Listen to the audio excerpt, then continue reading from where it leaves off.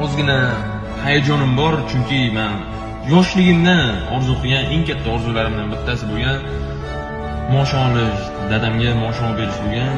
Mana bugun 2023-yil 5-avgust kuni mana shu orzuyimga yetdim. Mana hozir o'zim harakat qilib, o'zim pulimga olgan mashinam, 18 yoshimda maosh olib, dadamlarga podarka qilayotgan mashinamning ichida o'zim o'tiribman.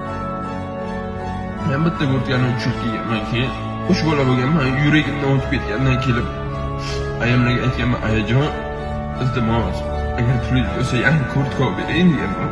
Men o'sha yerda bilaman, hozir tushunmayapman, dadamlarning yuraklaridan o'tib ketgan bu gapni eshitib, dadam o'shanda menga kulib qarab qo'yib, o'g'lim 3 yil kiydi, 4-yildan kuyovi ish narsa qilmaydi, men o'zim 10 yil, 15 yillab kiyaman deb prosta kulib qo'yganlar, lekin men o'shanda bilaman dadamning yuraklaridan nimalar o'tgan. Xudoga buyuk shukur, ana shu kunga keldi. Ayam shunaqa xursandlar.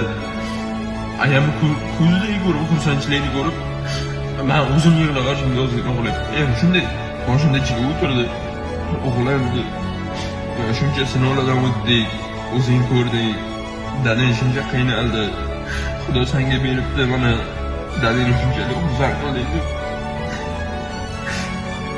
Ayamni ko'zidan yosh chiqib ketdi. Xudo omadimni berdi, men mana shu kunga keldim hozir. Mana misol uchun maosh oldim. Mashina menga ayam bilan dadam bergan narsani 1% ham bo'lmaydi. Shuning uchun men har doim harakat qilaman. Har doim, har kuni harakat qilaman.